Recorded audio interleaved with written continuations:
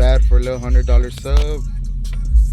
Thinking of upgrading to a single 15. The one I have right now is just a WDX 12 2K.